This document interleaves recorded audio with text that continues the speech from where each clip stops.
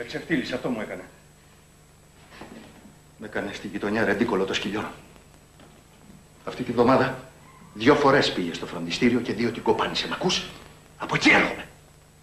Και στα αγγλικά πήγε μόνο τη Δευτέρα. Την Τετάρτη κοπάνα. Κοπάνα το παιδί το δικό μου. Και ξέρεις που γύριζε όλες τις ημέρες? Στα Βασίλεια και στα Λούνα Πάρκ. Καβάλα στο μηχανάκι με εκείνο το κολόπεδο, το Λευτέρη. Το Λευτέρη, τον αδελφό εκείνου του άλλη τάμπουρα, του Φίβου, του κλέφταρου που μόλις βγήκε από τη φυλακή. Με τη μάνα την Πλήστρα και την αδελφή του Σκυλιού και του Παλουτιού. Μάλιστα, εκεί μέσα στα σκατά πήγε και βουτήχτηκε το τσουλί. Θεέ μου! Τώρα λέγε εσύ. Λέω αλήθεια. Σου ζήτησα να δεις αν είναι εντάξει. Λέγε σε παρακαλώ και όχι μασημένα λόγια. Παρθένα ή όχι. Θεό Μάνο, τι είναι αυτό που λες για το παιδί? Το βουλός το να μη στο βουλώσω εγώ. Άσε να μιλήσουμε οι άντρες. Πρέπει να ξέρουμε τι μας γίνεται. Πέσετε η τιμή του σπιτιού μας, το καταλαβαίνεις?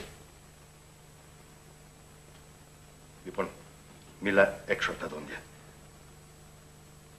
Λυπάμαι, Μάνο.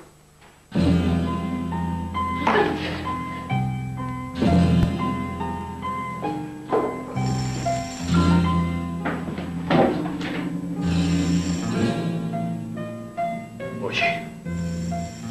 Όχι σε μένα αυτό. Δεν μπορεί!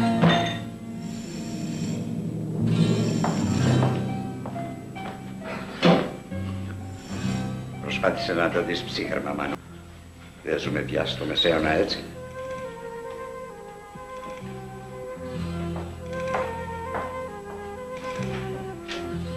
Τη σκοτώσω. Όχι, Μάνο μου. Όχι. Ντρόπιασε. Με ρεμζίλεψε το πουτανάκι. Απόψε κιόλας θα την πάω στους γιατρούς.